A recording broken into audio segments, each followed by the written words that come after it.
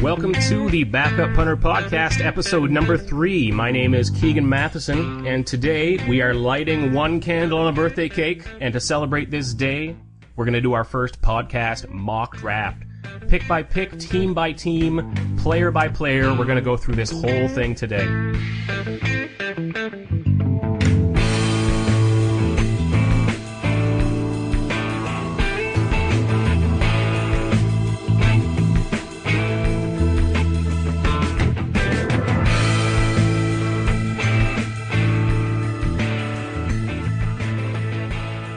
So we are just over 3 weeks away from the big night in Chicago, the 2015 NFL Draft, which seemed like 5 years away when the season ended, but it's finally here.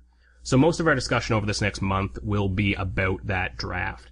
And we're going to start today with a pure, simple, cut and dry 1 to 32 mock draft. So today we're going to look at each team and each prospect.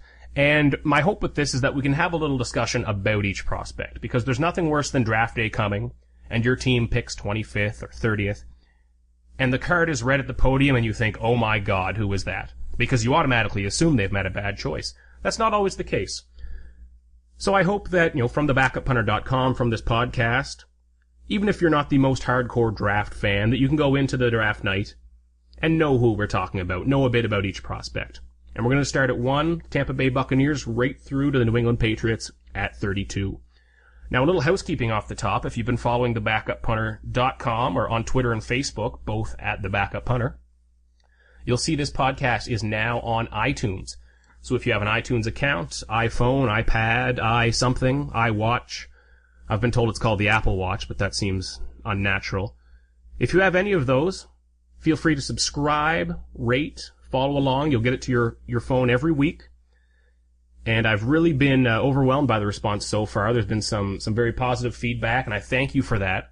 All of you who have taken the time to do it, whether you're sitting on the couch or on the treadmill at the gym, taking the time to listen to this podcast, I really do appreciate it. And like I said off the top, we're celebrating a birthday today. It was April 7th, 2014. Back when the TVs were black and white and phones were something you put in your pocket, thebackupunter.com was founded. It was founded here in my apartment. Now we are in a 30-story tower that we own and run ourselves. Something close to that. But it's been a great year, and I want to thank you all right off the top for making the Backup Punter what it is, for following on Twitter, Facebook, visiting the site regularly. It's been an exciting trip. 2015 is going to be much bigger, much better. And this mock draft will be the first part of that. So let's get started. The Tampa Bay Buccaneers are on the clock. Now, Tampa Bay picking number 1 after a season absolutely marred by Ray Rice, by Adrian Peterson, Ray McDonald. Domestic violence was the big story in 2014. So, with the first possible selection into the NFL, the Tampa Bay Buccaneers are going to select Jameis Winston, who was accused of sexual assault, and if you've read anything about that case, if you haven't, please get on it, how the local police department handled that case. It's now gone to a civil case, now that the original case was thrown out. But regardless, do some reading on that yourself, because it's troubling. Let's talk about him as a football player right now. 6'4", 231. Physically, you won't find a problem with him. He's slow, so is Ben Roethlisberger, so is Peyton Manning. He creates enough in the pocket. He moves up to the left 1 foot, back to the right a shuffle step. He does that well. That's the movement that's more important than being Michael Vick. Trust me. What worries me about Jameis Winston are 2 things. Number 1, he threw more interceptions than most NFL quarterbacks last year while playing less games on one of the best college teams in the country. Some people will look at that and compare it to Matt Ryan. Matt Ryan at Boston College, the year that the Atlanta Falcons drafted him, he threw a lot of picks. Is this Jameis Winston just being so talented that he's trying to carry this team? Or is that poor decision making? That's something they're going to have to look at very closely here, because going to the Tampa Bay Buccaneers, he's coming from FSU. He lost one game in his entire college career. He's going to lose one game in week 1 with the Buccaneers.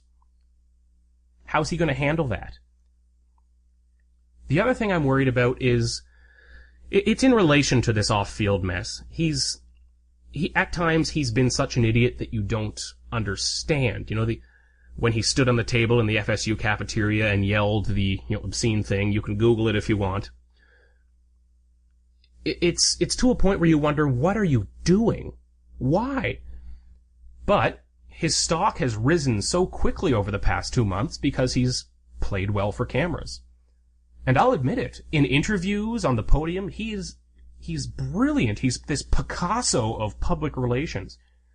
The smile is out, he's charismatic. But it bothers me how he has the answers to the questions before they're even asked.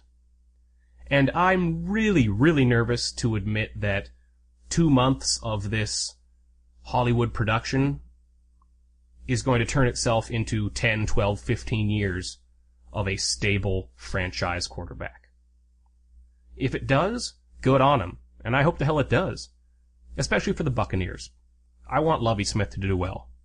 He's one of the good guys in this league, and I want him to coach a quality team. All the signs are pointing to FSU's Jameis Winston at number 1. There's a lot of risk there. If it works out, fantastic, but this could really be one of those picks that we look back on in 5-6 years and think, what happened? How did we not see this? Why did we just ignore all of this? So it's locked in as a sure thing now, but don't assume it's going to work out. Now let's click down to number 2, where we do have somewhat of a sure thing, the Tennessee Titans. Unfortunately, Tennessee has the worst roster in professional football. If you count the CFL, they might still be towards the bottom. They are void of talent all around the field. So I see them going with Leonard Williams, the USC defensive lineman. 6'5", 302. He's an NFL player playing college football. He's a grown man, and this is the type of player that Tennessee needs. Could somebody trade up to 2 to take Marcus Mariota? You bet. But if Tennessee stays, I think they should give Zach Mettenberger some time, see what they have. Because what's the point in throwing Marcus Mariota into that roster? They need a few good drafts in a row to even approach 8-8. This is a bad football team. So they need to hit on these top 2, top 3 picks. Because I bet they'll be back in the top 3 next year unless something crazy happens. So with Leonard Williams, they're getting a guy that has a very unique combination of length and power. Some guys along the defensive line, they have good length. They can keep blockers away. But they can only hold them there. They don't have power when their arms are extended. Williams does. Like I said, this is a grown man. And this is a pick that Tennessee cannot afford to overthink. Because the draft is all about falling in love with a prospect. Leonard Williams is a prospect every team will love, but he's not that flashy, that Kevin White, that Marcus Mariota. He doesn't have that wow factor.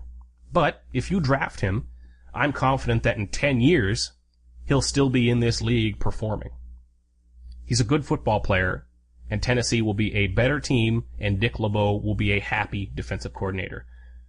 Next, the Jacksonville Jaguars. I'm giving them Dante Fowler out of Florida, the pass rusher, 6'3", 261, and he runs a 4.60 40 time. He's one of these many, many athletic pass rushers that are in this draft. Give him to Gus Bradley, move him around that scheme like he was at Florida. Very versatile. I like him as a tackler, and he's got a lot of room to grow. Like any pass rusher, like any pure pass rusher, there's a chance that, Fowler, just like Vic Beasley, just like Shane Ray, any of these guys, there's a great chance that they could just completely snuff out. But I like Fowler a lot because he plays a complete game. Jacksonville is doing it right. They're building up. They've got some nice pieces on offense. There's work to do, but add Fowler into that defense as a playmaker, and he'll create some turnovers. Now let's go to number 4. The Oakland Raiders are on the clock. They haven't done as much in free agency as we thought. No Randall Cobb, no Macklin, no Julius Thomas. So they get their guy, wide receiver Kevin White out of West Virginia. the top wide receiver in this class. 6'3", 215 pounds, runs below a 4.4. This is a Julio Jones height, weight, speed potential pick. Now, it's in between him and Amari Cooper. Kevin White has the higher ceiling, but this guy can give Oakland's young quarterback, give Carr a very good outside weapon. And that would allow for Rod Street or James Jones to play more of a complementary role, which they can be really good at that. And this is all about drawing coverage, spreading it out, because Oakland's offense needs some help. Carr needs some help. He needs an elite guy to grow old with. Oakland has other holes, but this is the type of home run pick that Oakland loves. Now, Reggie McKenzie runs the team a little more intelligent than Al Davis was. Don't get me wrong, I love me some Al Davis. But Reggie McKenzie runs it a little better, came from Green Bay. But I see Kevin White being the pick here. Be warned, though, it's a risky one. He did come out of nowhere. He came out of junior college not that long ago. This isn't some 5-star high school prospect. So they've got to be sure. Now next, let's move to number 5, the Washington Redskins, and this is my first surprise of the NFL draft. I'm giving them Andrus Peat, the big tackle from Stanford, 6'7", 313, one of the biggest prospects in this draft. A lot of you will think that's high for him, and it really is. But Washington needs to make a smart pick here. They could go pass rusher. I'm not sure if I like Randy Gregory this high anymore. We'll talk about him later. I like Andrus Peat. Scott McLaughlin, the new general manager, Jay Gruden, they want big guys. They need to add to this line. Plug in Andrus Peat at right tackle, who can bookend with Trent Williams to protect RG3. Like it or not, they're going with Robert Griffin III at quarterback. I think it's an ugly idea, but if you're going to do something, do it all the way. Don't give this 50%, oh, maybe we'll do this, maybe we'll do this. That's how you get caught in this terrible, 5-11, 6-10 place where you're never good enough to make the playoffs, but never good enough to rebuild. Go for it. Surround your star. Surround the golden boy. That's what Andrus Peat is. This is a pro-ready tackle. Offensive line coaches love him. Very smart coming from Stanford. Any scheme he will fit into. We're assuming that Trent Williams is going to be with the Redskins long term. Is he? He could strike it very rich. We all know that Washington loves to overpay for players, so it's likely in Washington. But just in case, Andrus Peat does have left tackle potential as well. Number 6, we have the New York Jets, now without Rex Ryan, but somehow building a very strong defense. It doesn't seem to make sense to me, but hey. I'm giving them Vic Beasley out of Clemson, the 6'3", 246-pound outside linebacker that runs a 4.340. He's an athletic freak. When the ball is snapped, he snaps, and he gets to the passer, to the quarterback. The big thing that I want to add here with the New York Jets, they've added Darrelle Revis, Cromartie, Buster Skrine. Skrine. Somebody tweet me and tell me. If you get a pass rush in front of that, Muhammad Wilkerson, hopefully his contract isn't an issue, add Vic Beasley to that, it's going to really go back and forth, this swinging strength of the defense. If the pass rush is clicking, then that's going to force some ugly throws for those cornerbacks to jump on. If the cornerbacks are really shutting it down, that's going to keep the quarterback holding onto the ball. And Vic Beasley will show up, and he will make him pay. Go to number 7 now, the Chicago Bears, now under the leadership of John Fox. I'm giving them Amari Cooper. Some people don't like this pick, but if this pick happens, I think it has the potential to be one of the best. And if this pick happens, Amari Cooper is by far my favorite for Offensive Rookie of the Year. Now, Cooper, people don't see him as having such a high ceiling as Kevin White, but he's got a much higher floor. Now, he's 6'1", 211 pounds. There seems to be this weird line where unless you're 6'2" or higher, you're not really a elite number 1 receiver anymore. That's bogus. Get that out of your head. Amari Cooper runs in the 4.3s. He runs crisp routes, which is why I think he'll be better from day one than Kevin White. But I love him in Chicago because Brandon Marshall has left town, and he's taken about 150 targets a year with him. Martellus Bennett, he does well in the middle of the field. Matt Forte, although he's nearing the end of his career, great running back. But they need someone to pair with Alshon Jeffrey. Alshon Jeffrey is a great deep threat, but he's not this 6'4", 230-pound number one like Brandon Marshall was, who can fight off cornerbacks no matter how much coverage there is. He needs somebody else to draw coverage. With Jeffrey going deep and Amari Cooper killing it on short intermediate routes, Chicago would look very good. Will that be the thing that Jay Cutler needs to save him? God knows. We try that every offseason. Will John Fox save Jay Cutler? I like Cutler more than most people. I don't like his pouty face, but it's one of these situations where, where's the better quarterback that you're going to get? So Amari Cooper would be a great pick there. Moving to number 8, the Atlanta Falcons. They need a pass rush. I'm giving them Shane Ray out of Missouri. 6'3", 245. Now, I'll tell you off the top, Shane Ray isn't a prospect that I love as much as everyone else. He's an electric guy, 4.6 speed, just like Vic Beasley. When the ball is snapped, he's gone. Very quick first step. He'll give Dan Quinn a good pass rusher. But can this guy disengage from big, huge right tackles, left tackles? He struggled at times against more elite tackles in college. I just worry about his playing strength.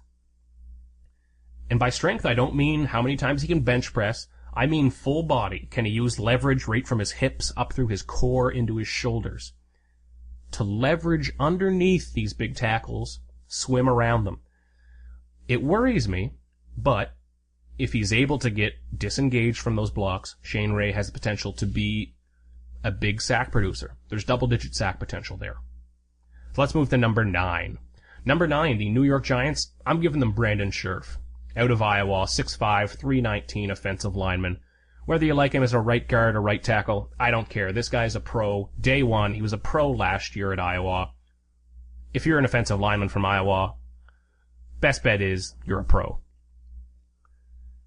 Now, the big thing with New York, they need some stability along this offensive line. They need to protect Peyton Manning so he can hit Victor Cruz, so he can hit Odell Beckham Jr., some guy you might have heard of. But they also need to get this running game going. They've got Shane Vereen in there now, who's going to be very good. That's an awesome signing. Rashad Jennings, Andre Williams, who can really plug those holes, slam it forward. Brandon Scherf is a road grader. He's a lot like Zach Martin from the Dallas Cowboys. He's going to push people forward. He's not this nimble-footed left tackle that you're going to see protecting Manning's blind side, but he doesn't need to be. This is a guy you can plug in. He's going to be there for 10 years if you can keep him. Like that pick. Now, to finish out the top 10, the slide stops. Marcus Mariota goes to the St. Louis Rams. Mariota out of Oregon. Now, keep in mind, Mariota is 6'4", 222. He's almost the same size as Jameis Winston, despite how round Jameis Winston shows up for some events at. Don't get me started on Jameis Winston's weight. I think that'll be a problem. But when people see Mariota and they see how fast he is, their minds click to this Michael Vick, little scrambler. He's not a little guy. Big, long-legged. And if he is not taken by a team that trades up, I like him to St. Louis because he can have a year learning behind Nick Foles. Now, Nick Foles is not the Yoda of quarterbacks that you want to learn behind, but he's got 1 year left in his rookie deal. The Rams can let him play that out for cheap. And then, if the Rams are forced to move to LA, are they forced? Do they want to? Depends on who you're asking and what their bank account says. Marcus Mariota steps up as the face of the LA Rams that next season, and I like that. If the Rams do stay in St. Louis, well, Marcus Mariota on turf would be a beautiful thing itself. So that's Marcus Mariota, the new face of the Rams. I like that fit. I like that look. Let's move to number 11, Minnesota Vikings. I'm giving them Trey Waynes, the cornerback from Michigan State, one of my favorite prospects in this draft. Now, Trey Waynes, he's 6 foot tall, 186. He could afford to eat some sandwiches, but hey, good enough. This guy ran a 4.3 140, but he's not just a fast guy. They can pair him with Xavier Rhodes, another good young corner they've got. Trey Waynes is visiting Minnesota, too. So there is some interest there. Now, Trey Waynes, great in man coverage, great body control. When a wide receiver makes a cut, he's not stomping his feet to stop and starting again. His hips just flip. And you'll hear a lot of that. If you're not really into draft coverage, it can get confusing when you hear fluid hips. He flips his hips. Or, maybe a bad guy has stiff hips. What that means is that when Trey Waynes is backpedaling, covering someone, and they change directions, he doesn't need to stop and turn. He just rotates right around his center of gravity. It's like he has a north and south pole going through his body, feet to head. He just pivots right around that, and off he goes. And it's a beautiful thing. Do yourselves a favor, look up some GIFs or videos of him on YouTube. He follows receivers very closely. And that'll be a good pick for Minnesota. Some people want a receiver there. They've got to wait. Pick 11 of the second round, Minnesota will get a fringe first round talent at receiver. On to number 12, the Cleveland Browns. They hold 12 and 19 in this draft. They could end up with a Mariota. They could also end up with a Mike Glennon. Look out for that. But here, I'm giving them big Danny Shelton from Washington. He is 6'2", 339 pounds of man, and this is a strong guy. This is a tractor. And the name of the game with him is disruption. He did 34 reps of 225 pounds at the scouting combine. That means he lifted me up and down, holding a bag of flour 34 times. This is a strong man. With him, he did put up some sack totals at Washington. That's not really going to translate to the NFL. His calling card will just be, quite honestly, throwing blockers around. You don't need to burst through a running lane and tackle a running back around the waist to be a good run defender. You can take the blocker, you can take a center. Say if you're lined up over the center as a defensive tackle. If you take that center and you throw him in front of the running back, that's just as good. It's called plugging running lanes. That's what Danny Shelton's all about. Now, Atiba Rubin is gone to the Seattle Seahawks, I believe. Phil Taylor's coming back. Speaking of big men, he's coming back from an injury this year, final year of his contract. At this point, Danny Shelton at 12, that's some good value. Cleveland would do very well to pick him there. Let's move to number 13, lucky 13, and I'm going to stop another slide. This is Randy Gregory out of Nebraska.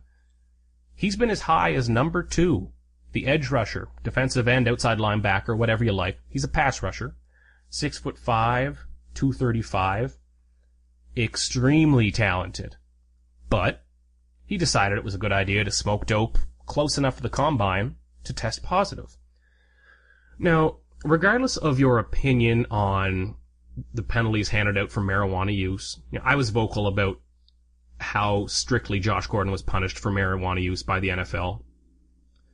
It's one of these interesting topics because as it becomes more liberally viewed as marijuana use among players, as it becomes legal in more states, there's going to be a conversation on that in 5, 6, 8 years about how the league handles it. But I don't care about that because right now, there's a rule. Don't smoke dope if you're in the NFL. We're paying you millions of dollars to play a game that little kids play. So in return, just don't smoke dope. Don't punch anybody. Don't get drunk and drive your car. They're simple rules. These aren't hidden rules. And while Randy Gregory getting high before the combine, it's no huge felony or something, but my worry is that, if he's dumb enough to ignore that rule, is he going to be on time for meetings? Is he going to be working out when I'm not watching? It makes you want to dig into his past a little more. I'm not saying this is the complete damning thing that sends Randy Gregory out of the draft. He'll still go in the first round, but he's going to drop from the top 5 pick that I used to have him as. And I like him here at number 13. Rob Ryan needs some help in that defense there, that 3-4 defense. Randy Gregory, he actually comes in, he's a plus player against the run. Offensive linemen might swallow him up. He showed up at the combine weighing 220 pounds trying to run his 40-yard dash quicker. I don't care how fast he runs as long as it's decent. So he's got to bulk up. If he clicks, if he's with the right coach, which I think Rob Ryan is, this could be one damn good player. Now let's jump to number 14 with a pick that I like. Some of you might not. Tell me on Twitter, @TheBackupPunter. Number 14, the Miami Dolphins, Todd Gurley, running back out of Georgia, 6'1", 222, and potential coming out his ears. Now, Todd Gurley, when this entire draft process started in January, I wasn't even sure if a running back would go in the first round again. Hasn't in a while. and it hasn't worked out when it does happen. But Todd Gurley, he's coming back from an ACL tear. He should be ready right around the start of the season. Whether that means he starts the season on the physically unable to play list and comes back mid-season, I don't know. But he'll play this year. And he'll play the majority of the games, I think. But this is a splash pick. And if you don't think the Miami Dolphins are looking to make a splash this year, look at Ndamukong Suh. They gave him close to $1 billion, I think it was. I haven't seen the final numbers. But I like the fit in Miami because they have Lamar Miller. I don't love Lamar Miller as a starting tailback. I think he's better as a complimentary guy. But Lamar Miller can get them through the first 5-6 games if they need to. And then when Todd Gurley comes back, Lamar Miller can take down some, the third down role to spell Gurley off. This is a big year for Ryan Tannehill. If you listen to this podcast, you know I love me some Ryan Tannehill. I think he's got top 10 QB potential. They've already given him Kenny Stills. They've taken away Mike Wallace, but that's probably good for everybody. They've given him Kenny Stills. They're meeting with Greg Jennings this week after they already took a run at Michael Crabtree. Either of those guys might fit nice there. They've also given Ryan Tannehill Jordan Cameron from the Cleveland Browns. Very good tight end. Dominate the center of the field. Keep an eye on Jarvis Landry, second-year guy out of LSU. He is a purebred slot receiver. He's going to kill it this year. Put Todd Gurley in that offense, and you've got an offense that can get through the Buffalo defense, maybe. An offense that can carry you over the New England Patriots. Miami's playing in a division with the Super Bowl champs. That's not easy. Todd Gurley can help change that. And it is a splash pick. Miami's looking for headlines. They're looking for titles. Is it a little early for a running back? Hell, maybe it is. But I like Gurley there. Well, let's do a couple more here before we take a break. We'll jump to number 15. I'm going to give the San Francisco 49ers one of my 3 favorite prospects in this entire draft, and that's Malcolm Brown out of Texas. Defensive lineman, I won't limit him to being a tackle or an end. 6'2", 319. Not much fat on the body. Strong guy. This guy is all about penetration, explosiveness, versatility. And if you haven't noticed, San Francisco has lost about half their defense this year.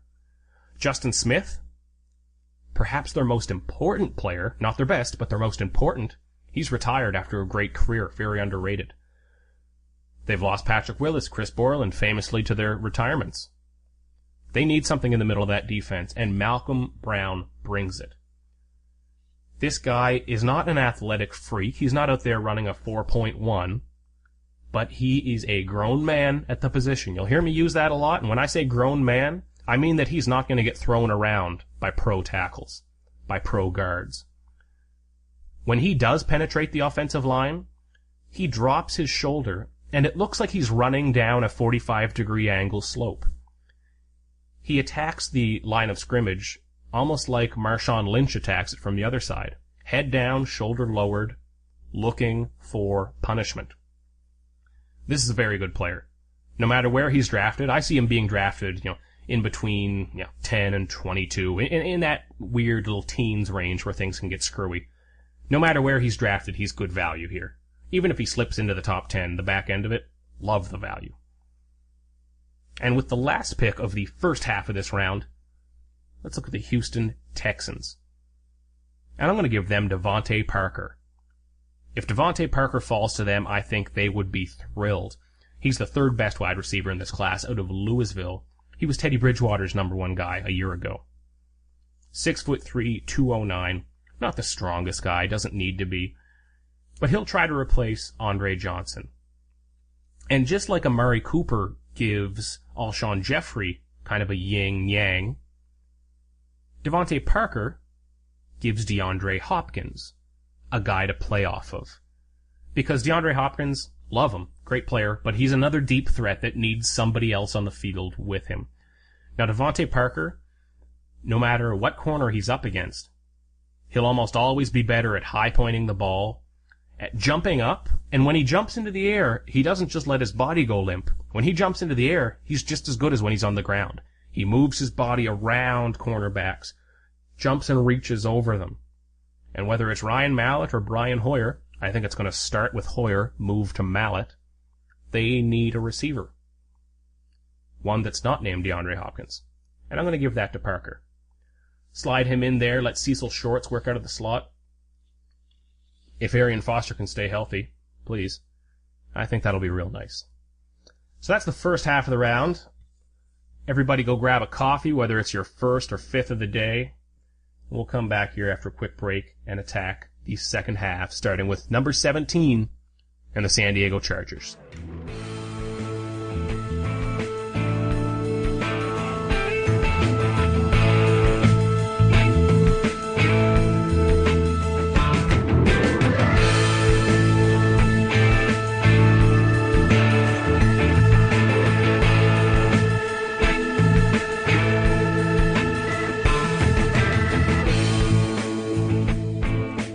Okay, now back on the clock with the 17th pick, San Diego Chargers. And San Diego, I love the team, but they seem to be caught in this state of just good enough to be around the playoffs, but not bad enough to drop down and get a really high pick. And isn't that what Phillip Rivers is? You know, Phillip Rivers, I'm a big fan. He's a fiery, passionate guy. He's good for the league. He's just not good enough to get you over the hump. But you're not going to find a guy better than Phillip Rivers just on the open market. So with the 17th pick, I think that San Diego looks to really boost this offense, get themselves over the top. That means Melvin Gordon, running back, Wisconsin. Flash Gordon here. He's going to steal that from Josh Gordon, since he's not using it, I guess. Now Gordon is 6'1", 215. You'll see him called upright. Adrian Peterson ran upright. Eric Dickerson ran upright. I'm not saying that he is one of them. I'm just saying that whenever you see upright runner, don't really take it too seriously. Now, I had a question written in from a listener of the show, from Cale O'Neill in St. John, New Brunswick, asking about this position on the Chargers. And he asked about what they have already. Now, they have Ronnie Brown, who I think he's 33 now. In running back years, that's way past retirement. They've got Danny Woodhead coming back from an injury. Love Danny Woodhead, but is he a feature back? No. They've got Brandon Oliver, a little spark plug. I think he sits around 5'8", 207. Would be a great change of pace back. But over the course of a season, I don't want him carrying 20 times a game. That's why I love Melvin Gordon here. He runs a 4.52 40-yard dash. He's faster than that on the field, especially when he cranks it up into fifth gear. And he's got some huge short area explosiveness, meaning that if he makes a cut, he's not going to slow down and have to accelerate again. He's going 100 miles an hour straight, and on the turn of a dime, he's going 100 miles an hour to the left. Very quick, very explosive. Now, Wisconsin, their NCAA football team, typically have a very big, very good offensive line that leaves holes wide open for guys like Monty Ball. And he'll enter the league with hype, but then kind of disappoint almost, because he's not getting that type of blocking. I think Melvin Gordon's different. He's a different animal. And what I really like that not enough people are talking about, he brings some receiving potential too. He wasn't used too often at Wisconsin, not really many pro-style receiving plays. But if Phillip Rivers is failing to find guys like Keenan Allen downfield, like Stevie Johnson, who's signed there now, I'd love to see him dump off to Melvin Gordon, because putting him in space is a dangerous game that you're going to win. I think he could have 40 receptions if they use him as dump-off option, and I think he could really, really wake up that offense, because they need a shot in the arm. Phillip Rivers is going to keep them above water, but they need something to help them up onto the boat. That's Melvin Gordon. Let's keep moving on to number 18 here, the Kansas City Chiefs. They're going to draft Lael Collins, the offensive lineman out of LSU. 6'4", 305. Not big, not small for an offensive lineman. But they're going to slot him in at either right guard or right tackle. They've got that side of their offensive line wide open. They need help. He can play both. I'd prefer he starts at right guard if possible. His pass protection needs a little bit of work. So if you have the luxury of starting him inside for a year, kicking him outside, you take that chance. But Alex Smith, Jeremy Maclin, they're going to need some time. This offense, they didn't throw a touchdown pass to a wide receiver last year. That's just, that stat has been beat to death, but at a certain point you just have to look at that and say, what the hell happened? They've got to get that going. They've got to get the ball to Kelsey over the heart of the field. And don't forget, this offense still is all about Jamal Charles. Get Lyle Collins in at right guard. He's going to pave the way. When he's moving forward, I like this guy. I like him a lot. So Kansas City really needs to do some work on that line. They'd like to make a sexier pick here, but they can do that in round 2. This is a deep draft. Let's circle back to the Cleveland Browns. Everybody loves the Browns. Number 19. I'm going to give them Jaelen Strong, the number 4 receiver in this draft, out of Arizona State. 6'2", 217 pounds. And his name is right. He's a strong receiver. He's a little bit faster physically, but almost like a James Jones of the Oakland Raiders. You used to see him be real good with the Green Bay Packers. A strong guy who's going to catch it, run some people over, a stiff arm here and there, out-muscle cornerbacks for the ball. But I really like this guy. He ran a 4.44. Cleveland needs some youth at that position. Josh Gordon got suspended. They had nothing behind him except for 5'7" slot guys. Those aren't going to get you anywhere. They signed Dwayne Bowe, Brian Hartline. I don't like Bowe. I do like Hartline. I don't like either of them in a starting role. So adding someone like Strong would help move them into a complementary role where they can produce a little bit. But in Cleveland, who's your quarterback? If you tell me Josh McCown is the starting quarterback of the Cleveland Browns, I'm going to have to hug you. You can't believe that right now. Is it Johnny Manziel? Well, he's in rehab. Is he going to come back? I've heard rumblings that he might not be back for the start of the season. That's why I keep suspecting they'll make a move for a quarterback. But if they stay at 12-19, I'd say there's less than a 50% chance they do that. But if they stay at 12-19, and they come out of this thing with Danny Shelton and Jaelen Strong, that's an A+ first round. So let's move to number 20, the Philadelphia Eagles, where Chip Kelly will probably just stand still and make a logical choice like I have him making. I can see Chip Kelly moving way up, way down. I have no idea. I won't try to guess because that will make me look stupid. So I'm going to keep him right here, and I'm going to give him a pick that makes sense. That's Landon Collins, safety out of Alabama. Alabama safeties can go one of two ways. They can be Mark Barron, who the Buccaneers flopped with and traded away, or they can be HaHa Clinton Dix, who the Packers have done really well with. I think Collins is somewhere in the middle. I think he'll do well if he's used correctly. Now, Landon Collins is 6 feet tall, 228 pounds. Normally, you're going to see a safety closer to 210 pounds. Landon Collins is a huge tackler in the box. When he's able to come down into the box, he hurts people. The big worry with him is that he might not be able to drop back in coverage as much, but Philadelphia's done some work there. They've added Maxwell at cornerback. Is he the answer? He's part of it. Did they overpay him? God, yes, they overpaid him. But if you're going to overpay, at least get a good football player, and they did. They've also added Kiko Alonso, who's going to add some great coverage ability over the middle of the field, especially with tight ends, maybe some slot receivers. That will help take the strain off Landon Collins. Collins is a smart player. You can't be a stupid player and be a star at Alabama. That's a pro-style team. They run a playbook that a pro team runs. So he'll handle his own in zone coverage. I don't want to see him going in a foot race with A.J. Green down the field, but he won't need to. I like this pick. It shores them up, and it makes them tougher. I know he might not be from Oregon. Chip Kelly's going to have to swallow that, but we all make our sacrifices. So now that we've cracked the 20s, let's look at the big cats here. The Cincinnati Bengals. Number 21, I am giving them T.J. Clemmings. Offensive lineman out of Pittsburgh, 6'5", 310, mean offensive lineman, and I love it. He was a converted defensive end. He started out on the defensive line at Pittsburgh. They turned him around to the offensive line, but he took his defensive end mentality with him. He finishes plays, he's real strong with his hands, and I like that a lot.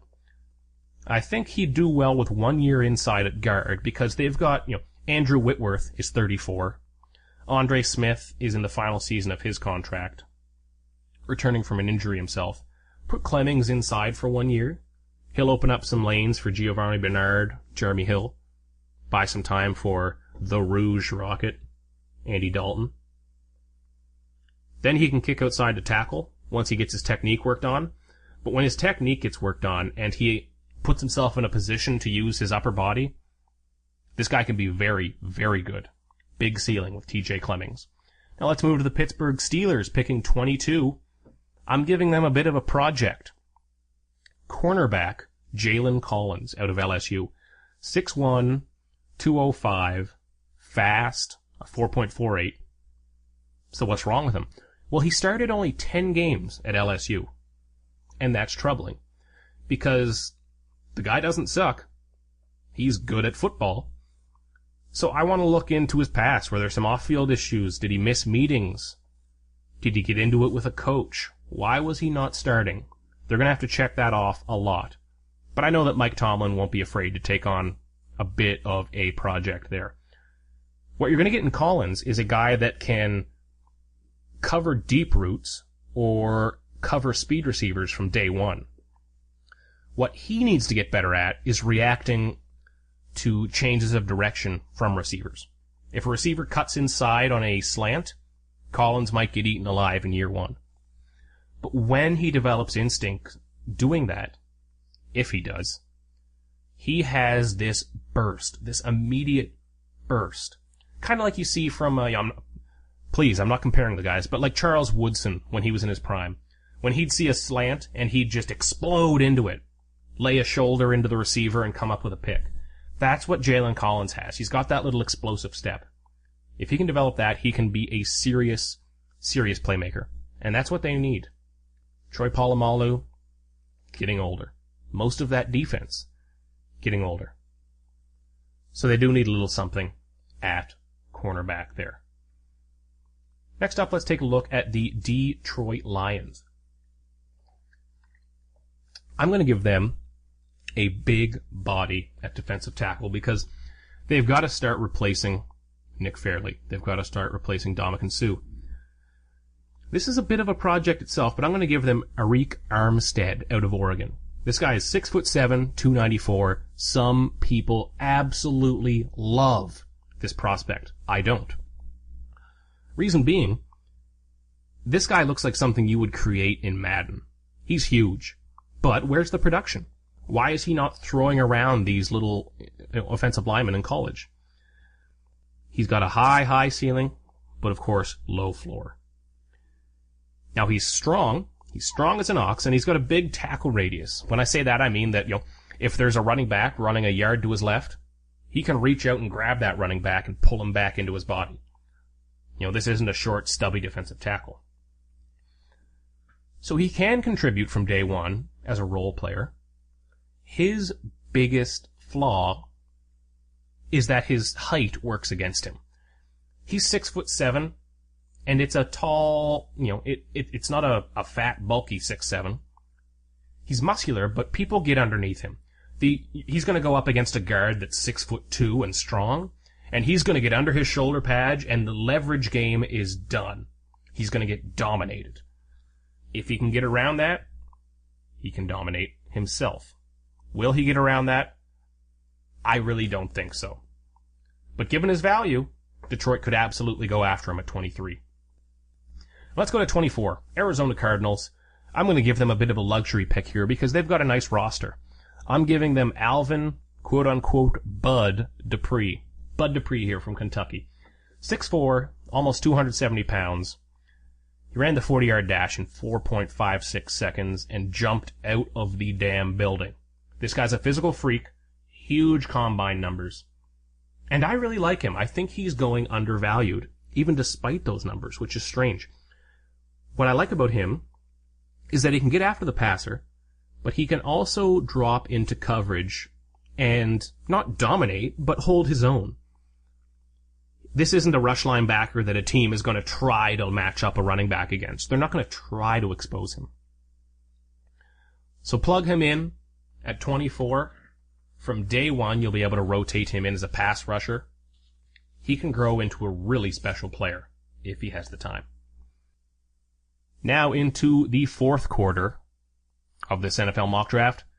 I'm going to give DJ Humphries to the Carolina Panthers at 25. DJ Humphries out of Florida. This guy wasn't even on the radar earlier this year because he played around 280 pounds at Florida. He played around 6'5", 280 pounds. You can't really do that and be in the NFL. He shows up for the combine, 6'5", over 300 pounds, and he flies up the boards. First round pick he will be now. And what I love about him is that his feet are feather light. And that will really, really let Carolina do some things with Cam Newton in the option, with Jonathan Stewart to outside runs. He can really move side to side, and he has pure left tackle potential. Carolina Panthers signed Michael Oher. They signed the blindside man. As much as I love him, he's just not an NFL left tackle. Was he ever? I don't know if he ever was, but right now, he's really not. DJ Humphries would be a beautiful pick here for Carolina, and I think they'd jump all over that. 26 here, I'm going to give the Baltimore Ravens a bit of a splash pick, one that might surprise, but I'm going to give them the troubled, the talented Dorial Green Beckham. The wide receiver, this guy is 6'5", 237, leaps tall buildings in a single bound, but he's barely played at the college level, a ton of off-field issues. Is this guy going to be Calvin Johnson, or is he going to be out of the league in a year? People really don't know. Let's talk about him in a football sense first. As big as he is, he should be throwing cornerbacks around. He should be ragdolling cornerbacks. If you've seen The Avengers, there's a scene at the end where the Hulk, he picks up Loki, the enemy in the movie, and he just kind of slams them back and forth. That's what Dorial Green Beckham should be doing with smaller cornerbacks. But instead it's the other way around, and I don't understand it. Is he hesitating? Does he have weak core strength? What's going on? I need some answers about that. But then again, all the film I see of him is from 2013, because he did not play last year. This guy could have gone back to school and really set up a nice draft stock for himself. He didn't. I don't really like that decision. He should have gone back to school. If he puts up a big year, he could be a top 10 pick. But if I'm 21 years old and you offer me an NFL job and millions of dollars, I'm going to look you in the eye and I'm going to say, yes, please. So I won't argue with him. Now with the off-field stuff, I know the response I'll get to this is, well, why the hell would Baltimore want more of an off-field problem? Well, tell me a team in the NFL better suited to deal with an off-field problem now. I don't think there is one. They've dealt with the entire Ray Rice saga, situation, dilemma, call it what you want. Did they deal with it well? Not always. But it's been dealt with. They dealt with Terrell Suggs. They dealt with Ray Lewis. Ray Lewis was not always the man that you see on TV going on incoherent rants that at sometimes resemble English. At one time, he was in the middle of a pretty serious murder trial. Baltimore handled that. Have they always handled it right? No. But they're familiar with it. They've got their feet wet with handling these cases. Get Dorial Green Beckham in there. Make him live in Steve Smith's attic. Put him under that guy's wing. If Steve Smith goes to the bathroom, Dorial Green Beckham waits outside the door. I'm serious. That could not be a better pairing. Deep threat for Joe Flacco? I like it. Let's keep going here. Just a few picks left. I'm giving the Dallas Cowboys another character issue guy. Let's just take a run on character issue guys. As long as you're good at football, who cares, right? I think that's what it says under the NFL shield. As long as you're good at football, who cares? I'm giving Dallas Cowboys Marcus Peters out of Washington. This is a cornerback that could turn into the best corner in this class, but again, off the field issues. He's 6 feet tall, 200 pounds. This guy has the ball skills of a wide receiver. If you throw it close to this guy, you're going to get picked off. Very good cover corner. Loves to go up against opposing receivers. He's got this bulldog mentality that I love. Just love it. But he was dismissed from the program last year. There was some allegations that he got into a physical dispute with a coach. Some people have come out and said that's not true, but where there's smoke, there's fire. You know, it was at least a elevated verbal situation. And you don't get kicked off the team for your first offense. I've seen him do interviews. I believe he's had a kid since then, or he had a kid then that he's realized now he needs to take care of. Not sure how that goes. He seems to be matured, but again, you're saying the right things in interviews, you have to say the right things outside of interviews. If Dallas can get him here and handle him, that addresses a need, and it could address it very well. He's got top 10 talent if his head's on straight. Alright, the last 5 picks here, let's get it started. Denver Broncos, I'm going to give them Ereck Flowers, a big, mean, nasty, punch you in your face, right tackle from Miami. Flowers is 6'6", 330 pounds, one of the biggest prospects in this entire draft. Now, his pass protection has got a lot of work to do. He's a long-term left tackle prospect, but he can do just enough in pass protection on the right side to let his run game really take over. Denver's going to run the ball a lot this year because they need to save Peyton Manning. They're going to get C.J. Anderson rolling, Ronnie Hillman rolling, Monty Ball rolling. Ereck Flowers is going to grate the road at right tackle for Denver. He's going to do a real good job at it. And then he can spend his career protecting Brock Osweiler as the Broncos dynasty rolls on. But we'll see. Anyways, Ereck Flowers, big, strong project. Give him to a good offensive line coach. You're going to get a good tackle for a lot of years. Number 29, Indianapolis Colts. I'm giving them Eli Harold out of Virginia. This is an edge rusher. 6'3", 247. Not too big, not too small. He's explosive. He's much stronger than his body suggests. If there was a guy this size that wasn't as strong, he's not in my first round. Eli Harold's got to be a first-round guy at the back end because he has sneaky strength. You'd call it grown man strength, I guess. That should be the theme of this show, grown man prospects. But he's a great closer, too. Once he penetrates, he's going to take that quarterback down. He's going to take that running back down. Will he struggle to disengage from blockers? Yeah, some of the bigger guys might eat him up. But Indy needs some pass rush help. Now, he can step in behind Trent Cole, Robert Mathis. Both of those guys are old. They're going to need a next wave of pass rushers. Bjorn Werner, he hasn't looked too good. Bjorn Werner has not. So Eli Harold gives them another option. The big thing that they need is turnovers on defense. They need sacks, strips, and fumbles. They need to get that ball to Andrew Luck. That's what Eli Harold can do. Now we're in the 30s now. You're still holding on with me here, and I appreciate it. 3 more picks to go. Green Bay Packers are getting Eric Kendricks, inside linebacker out of UCLA. He's not too big. He's 6 foot tall, 233. That's not too far off what A.J. Hawk was. A.J. Hawk and Brad Jones have both left town, so they've got a big hole at inside linebacker. They've plugged their hole at defensive tackle with B.J. Raji, LaTroy Guion, but Kendricks gives them a good pair for Sam Barrington. Sam Barrington is their other inside linebacker right now. Playing in the 3-4 scheme, they're going to have both of them on the field. Sam Barrington can go straight ahead and thump some people at the line of scrimmage. What they need instead is a complete guy, someone like A.J. Hawk used to be. Eric Kendricks, he can get up there and get after the ball carrier. He can also drop back and hold his own in coverage. It's not the sexy pick. Green Bay doesn't often make that pick. I like Eric Kendricks to the Packers at 30. Now let's circle back to the New Orleans Saints. They get the 31st overall pick as part of the Jimmy Graham trade. Trade I don't love, but hey, it happened. And I'm going to give them Kevin Johnson, a cornerback from Wake Forest, 6 foot tall, 188. This pick here is about the philosophy of the Saints right now. They're trying to rebuild, but they want to keep winning. That's not the right way to do it, but it's how they're doing it, so that's how I'm going to address them. Kevin Johnson's a great man cover corner. He can start from day one. He's fast enough, smooth transitions like we talked about earlier. He can flip his hips and keep going quickly.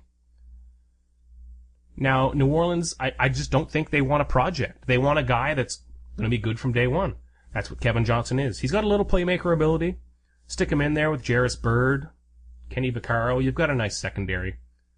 And you're going to leave Rob Ryan with no excuses. And the last pick of the first round, 32, The New England Patriots, the Super Bowl champions. I'm going to stop Eddie Goldman's slide. The FSU defensive tackle. Some people love him. I do not love him. But if he gets to 32, New England could take a chance here. 6'4", 330. This guy's going to replace Vince Wilfork. The team has met with Eddie Goldman. They've scouted him. This guy is all about the run. He's not going to break through and rush the passer. Did Vince Wilfork ever do that? Not really. Eddie Goldman's going to eat blockers, and he does that well. He's going to suck up blockers and let guys like Jabal Sheard, great free agent signing, rush over the top of him. He won't replace Wilfork and what he was able to do, but he'll replace that type of player. This is about a player type, and that'll allow the defense to keep most of their schemes in place there with the selection of Eddie Goldman. So how about that? That wraps up round 1 of the NFL draft. And that's actually exactly how it's going to go there. I wouldn't be surprised if at least 30 of those 32 picks are how it plays out on draft day. Now mock drafts, it's mock draft season, it's the silly season. Some people get upset about mock drafts. I'm of the belief that there's no worse place on planet Earth than the comment section of a mock draft. Somebody will put a lot of time, and you can find some of my mock drafts at NFLspinzone.com. Some of them, they're quite in-depth. They take 10, 15, 20 hours. And the first comment will be, "Hey, idiot, they won't do that." And I'll think, oh, goodness, thank you so much. But that's not what mock drafts are about. They shouldn't be treated as this exact prediction. They should be treated as a platform for talking about this. If you don't want the Baltimore Ravens to select Dorial Green-Beckham, A, you've got a good argument already, but instead, tell me what they should do. And that's what I want you to do now. Reach out on Twitter, reach out on Facebook, both at The Backup Punter. Go to thebackuppunter.com, comment on an article. Tell me what you want your team to do. Tell me what pick you don't like, tell me what pick you do like, and tell me what you would change. And we'll talk about that next week. I'll leave a little time on next week's show to go over some of your responses. Or even if you have a question. Feel free to write in and say, hey, I heard a lot about this Brashad Perryman guy. He ran really fast in a straight line. What does that mean? I'd love to talk about that. Send in your questions anytime before next weekend. I'll get them on next week's show. So like I said from the top, guys, this is the first birthday, one candle on the cake today, of thebackuppunter.com. And again, before we leave, I want to thank you all for helping to make the Backup Punter what it has become. It's small, it's quaint, but it's enjoyable. It's something I'm very passionate about. And this podcast is becoming a very big part of it. And if you haven't already subscribed on iTunes, I encourage you to do so. Subscribe, rate the podcast. I really appreciate it when you do that. There's been a very surprising amount of activity on that already. So if you have, thank you. I hope you're here for the long haul. The show can also be found on Stitcher now. I wasn't familiar with this. I'm not as tech savvy as most of you, but Stitcher, I believe it's an Android app that people download onto their phones to stream things such as podcasts, radio shows. So if you've got Stitcher on your phone, you can find me there as well. Just search the Backup Punter Podcast. Type that into anything. I hope you'll find me. So once again, my name is Keegan Matheson. I've been your host today. I'll be your host next week, and hopefully I will be your host many times in the future. This is the Backup Punter Podcast from thebackuppunter.com. We had a good time doing this mock draft. Tell me what you liked. Most importantly, tell me what you didn't. We'll see you next week.